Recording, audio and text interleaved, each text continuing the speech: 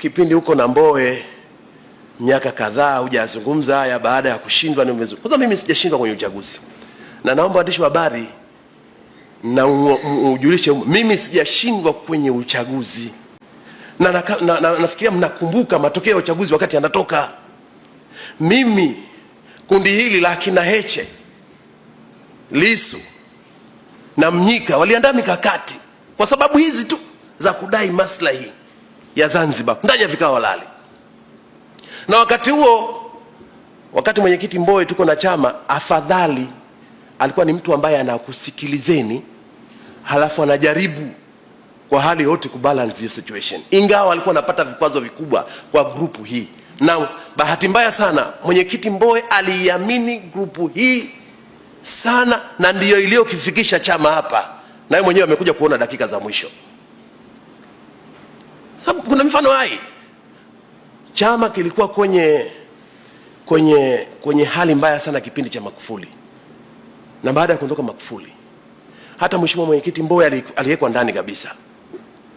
Tuliporudi baada ya kufa Magufuli, Mheshimiwa Rais Mama Samia Suluhu Hassan akatutafuta kwenye meza, kuna nini? Tukampa sisi mambo yetu karibuni 7,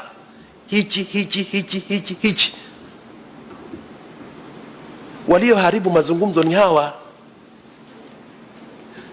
Bahati mbaya sana sisi wengine Zanzibar hata hatukushirikishwa. Mimi makamo naibu Zanzibar, kwa bahati tu akaingia mjumbe mmoja wa kamati kuu Zanzibar, Zeudi. Hawa ndio waliotoka kwenye mazungumzo yanayopeleka mustakabali wa chama na kukijenga chama. Waliotoka wakaanza kusema mwenyekiti Karamba asali, mwenyekiti Karamba asali, ili kukivuruga tu chama.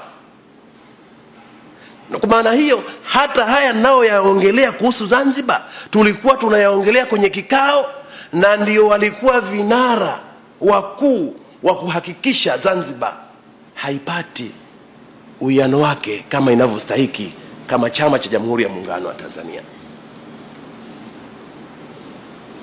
Sasa leo wametoka, kikundi hichi kimetoka yanasema Said Issa kashindwa kwenye uchaguzi. Mimi sijashindwa kwenye uchaguzi. Walipanga mikakati ya kunishinda mimi, lakini kunishinda kwenye uchaguzi. Tulikuwa wagombea 3. Pemba tu walitoa wagombea 2 ili wazuie kura za Pemba. Ili tumshinde Said Issa, tuweke wagombea 2 kutoka Pemba. Volunteer watu wamekwenda Pemba kwa kifanya kampeni zao, wakaja na wagombea 2 kutoka Pemba kwenye kanda moja ya uchaguzi. Wakaweka mgombea mwingine Unguja. Nafikiria nyinyi waandishi wa habari mashuhuda, matokeo yalisomwa pale. Hawa wagombea, mmoja alipata 10%, mmoja wale wa Pemba, mmoja sio akapata 2%, wa Unguja akapata 20%, nikawa na zaidi ya 30, karibuni na 40. Kama katiba yetu nayo haihitaji reform, tungefanya reform ya katiba yetu kabla election, basi katika raundi hii ya kwanza na ningekuwa nimeshinda kuwa makamo wa Chadema kwa mara nyingine tena. Sasa katika kurudia uchaguzi na mazingira ambayo yalikuwepo ya kutangazwa kwa mwenyekiti Lissu kwa mwenyekiti wa chama, mimi nilisimama jukwani na nikaamua kujiondoa, na wala sikuwa naogopa kushiriki uchaguzi kwa kushindana na Mheshimiwa Said Mzee hata siku moja. Ndiye ambaye nilishinda naye mwaka 2009 na nikamshinda. Akaletwa naibu wake Hamadi, huyu ambaye ameandika barua hii, mwaka 2010 wakamleta, nikamshinda kwenye kura 800, akapata kura 100. Hivyo siogopi, na hiyo ndio demokrasi kama ningeshindwa. Lakini nikaamua jukwani kusema na mimi nimeamua kuacha madaraka, na kilichonisukuma kuacha madaraka, kabla mjaniuliza swali, niliona hata nikishinda hii timu, hawa watu ambao ndani ya vikao tunapingana kuhusiana na maslahi ya Zanzibar, akiwemo mwenyekiti na wajumbe wengine ambao walikuwa angalau wanatoa supporta, na kuja kufanya kazi gani? Na mimi ni makamu Zanzibar ambaye naipigania kimaslahi Zanzibar na nchi kwa ujumla. Kama mlikuwa wanataka sababu nizungumze, kuna mambo mengi ya kuyazungumza. Sasa la pili, kwa nini ni baada ya uchaguzi? Kwanza nimetoa ufafanuzi kwamba mimi sikushindwa uchaguzi kama wanavyotangaza. Nilijiondoa kama mgombea ambaye nilikuwa naongoza kwa kura. Kwa mujibu tu wa sheria na katiba yetu ya chama, tulipaswa kurudia uchaguzi. Hivyo na mimi nilimfuata Mheshimiwa Said Mzee toka hatujaanza kuingia kwenye kinyang'anyiro. Mheshimiwa, kama uko serious na kugombea na kuaminia juu ya kudai maslahi ya Zanzibar na kujenga chama Zanzibar, niambie, mimi nimeshakaa miongo mitatu nikuachia. Akanambia mheshimiwa, twende. Na tulipofika kwenye meza hiyo, kabla ya kujiondoa, nilimwita Mheshimiwa Said Mzee na tunashauri wengine wa karibu, Mheshimiwa Said Mzee, tumefika katika kinyang'anyiro hichi Zanzibar, unasemaje? Mwenzangu, uko tayari kuendana na hawa? Akasema mimi niko tayari. Nikamwambia kama uko tayari, basi mimi natamani nikuachie hii ngwe uvuke nayo, kwa sababu mimi siko tayari. Akanambia sawa makamu, na ameenda kwenye uchaguzi na akupigwa hata tena kura.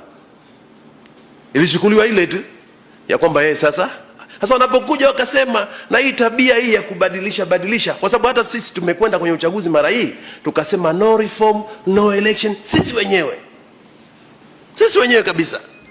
Lakini kinachotokea sasa hivi inaonekana kama kwamba kiongozi wetu amewekwa ndani, ndio maana hatukushiriki uchaguzi kiongozi wetu. No, sio kweli. Ukweli tu useme, kulul haq walau kana murra. Sema ukweli japo kuwa ni mchungu. Sisi wenyewe Chadema tulijizuia kuingia kwenye uchaguzi. Na viongozi wengi wa chama tulikuwa tunafika pahali tunasema iwe na iwavo tushiriki uchaguzi, kwa sababu ndio kipimo, na hata tutalalamikia, lakini kwa sababu kikundi fulani kinajitengeneza, kina power cha kufanya lolote kwenye chama, tukafikia hapa tulipofika. Lakini jengine, ndugu zangu waandishi wa habari, kama haya ambayo nimeyadai tumeyadai kipindi niko madarakani, ningetoka nikaenda mahakamani, ingaliambiwa Zanzibar, makamo Zanzibar anapigania maslahi binafsi, apelekewe gari kule, awe anakaa kwenye gari, pelekwe ruzuku ili apate hela za kutumia. Lakini nimedai nikiwa si kiongozi tena, na mimi ni mwanachama na haki ya kupigania maslahi ya nini? Ya chama. Leo hii Chadema ikiamua kupeleka gari Zanzibar kwa ajili ya wafanyakazi wa Chadema, mimi itanihusu kama ni mwanachama tu, lakini watakaotumia ni viongozi wa chama. Kwa hivyo hata leo hao walioandika barua, huyu anayetumika kama kibaraka kujibu Chadema Zanzibar kwamba ni muongo, viongozi wa Zanzibar hawana, hivi sasa wanapitia magumu haya. Hivi naongea wanapitia magumu haya mpaka leo.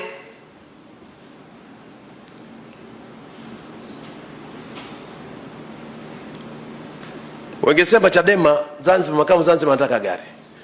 Sasa hivi gari kiletwa, wanaotumia ni nani? Watatumia makamo Zanzibar, naibu katibu mkuu, viongozi wa kanda katika kujenga chama. Leo hii ruzuku ikipelekwa Zanzibar, ruzuku yao hiyo, watakao faidika ni nani? Sio mimi. Mimi nimeshastaafu. Na nimwambie ndugu yangu Hamadi, mimi nimeshastaafu na nimezungumza hivyo. Na hata ukistaafu uongozi, haina maana kwamba wewe si kiongozi. Kuna majukumu ya kipindi ya kiongozi kipindi. Kwani Kikwete alivyostaafu rais, haina maana kwamba si rais, isipokuwa si rais anayeongoza taifa, ni rais mstaafu. Hivyo kuitwa rais haijabadilisha, ni rais mstaafu. Na mimi ninavyosema ni makamu mwenyekiti wa chama mstaafu. Au waandishi wa habari, juzi ambapo naongea na nyinyi niliwahi kuambia mimi ndiye makamu mwenyekiti wa Zanzibar sasa. Msaidie kuelesha umma, maana umma unalishwa matango pori. Hivyo haya ndio